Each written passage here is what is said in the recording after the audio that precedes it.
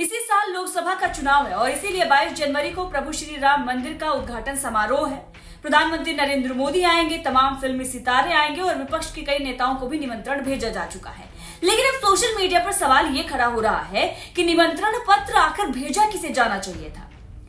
जो आंदोलन में थे उन राम भक्तों को, जिन्होंने राम मंदिर के लिए लड़ाई लड़ी, उन राम भक्तों को, या फिर उन फिल्मी सितारों को जिनके पिता ये कहते हैं कि 26/11 आरएसएस की साजिश है।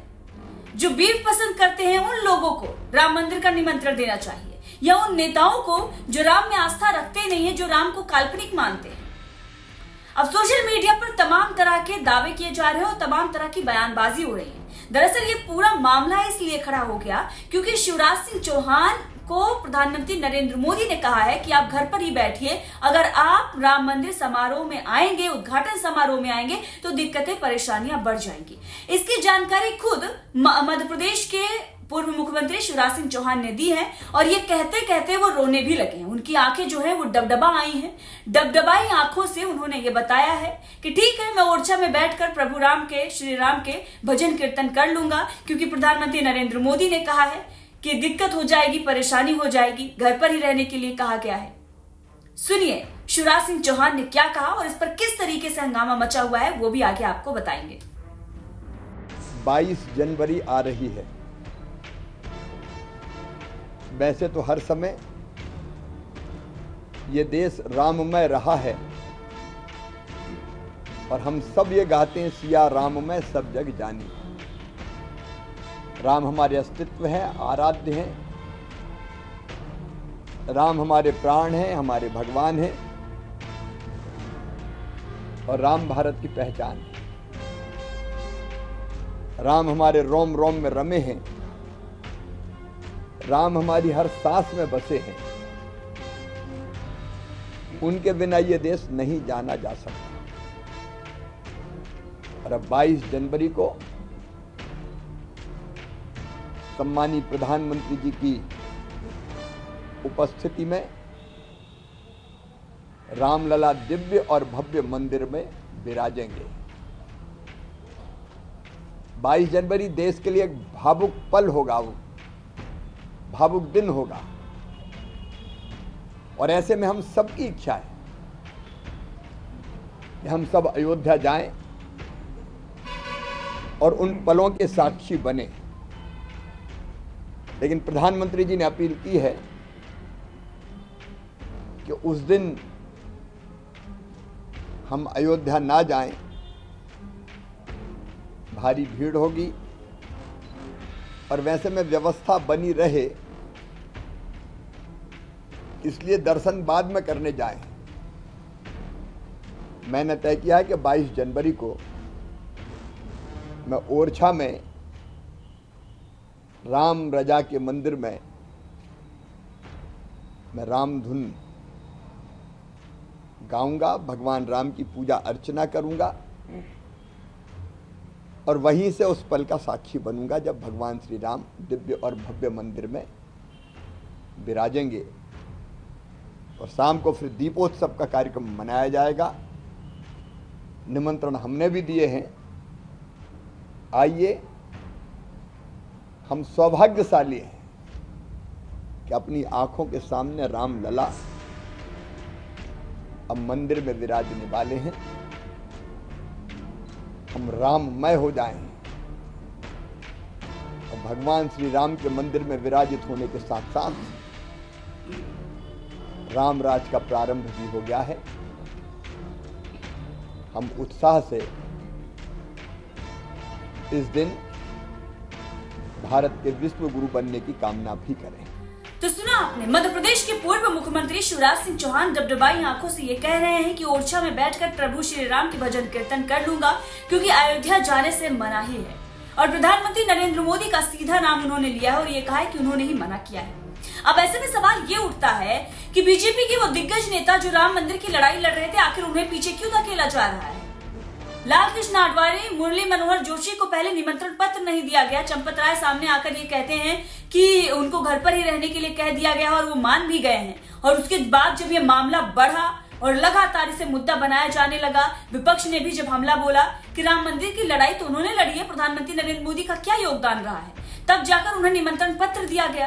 तो जो असली राम भक्त है उन्हें तो पीछे किया जा रहा है और किस तरीके से राम मंदिर के मुद्दों को का राजनीतिकरण किया जा रहा है अपने फायदे के लिए, लोकसभा चुनाव में सीटें लाने के लिए किस तरीके से एक बड़ा पाखंड चल रहा है, ये आप देख रहे हैं। लेकिन इसे भी बहुत बड़ी चुनौती जो है वो शंकराचार्य दे रहे हैं। हालांकि बीजेपी की तरफ से कहा जा रहा है कि ये फेक न्यूज है, गलत खबर है, लेकिन इस पर शंकराचार्य ने बयान भी दिया है कि हम चारों शंकराचार्य जो है वो नहीं जा रहे हैं। अब इस पर चंपत राय ये कह रहे हैं कि ये रामानंद समुदाय का है। अब ये हिंदुओं की बांटने की जो बातें हैं वो किस तरीके से पॉलिटिकल एजेंडे को साधने के लिए की जा रही हैं, और इसे ये साफ पता चल रहा है कि ये सब कुछ राजनीति के चक्कर में हो रहा है।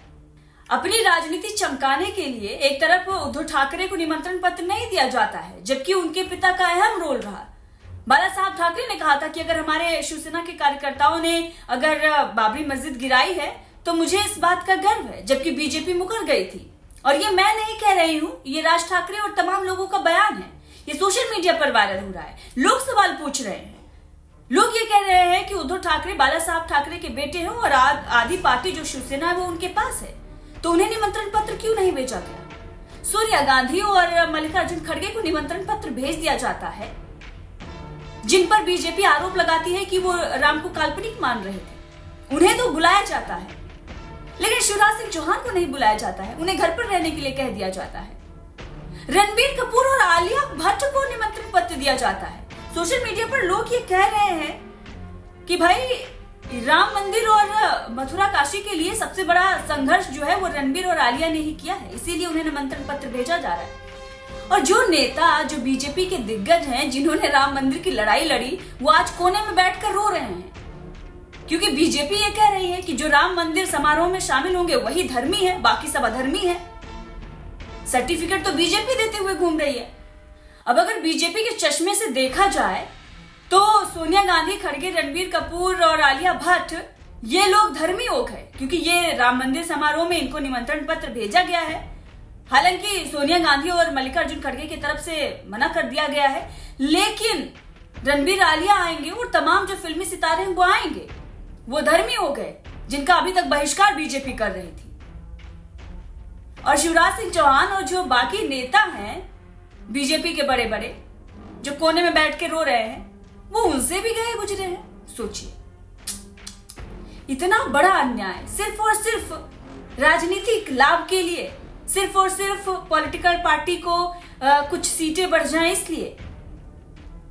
सोचिए, और ये पार्टी दूसरों को हिंदू होने का सर्टिफिकेट देती है और ये डिसाइड करती है कि आप हिंदू हैं या नहीं।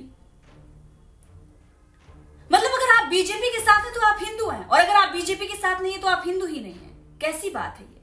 और बीजेपी कर क्या रही है?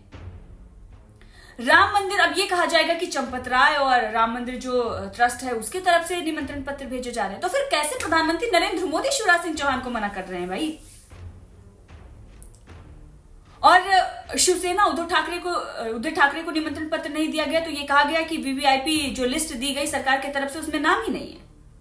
और सनातन धर्म के निंदा करते हैं, ऐसे लोगों को कभी भी निमंत्रण पत्र नहीं देना चाहिए।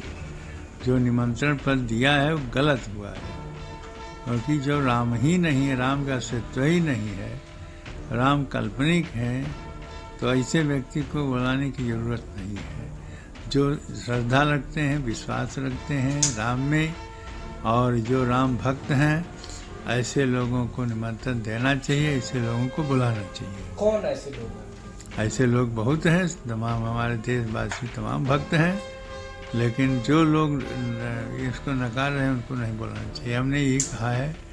और उसके बाद में ये भी जो है कि निमंत्रण देने के बाद भी एक तो कहते हैं हमें निमंत्रण नहीं मिला, और निमंत्रण देने के बाद भी कहते हैं कि उटपटांग बोलते रहते हैं। हमने कहा नहीं है कि सोनिया गांधी और राहुल गांधी जो लोग हैं जो राम को नहीं मानते, राम को नकार देते हैं, उनको निमंत्रण नहीं देना चाहिए, बस यही हमने कहा है।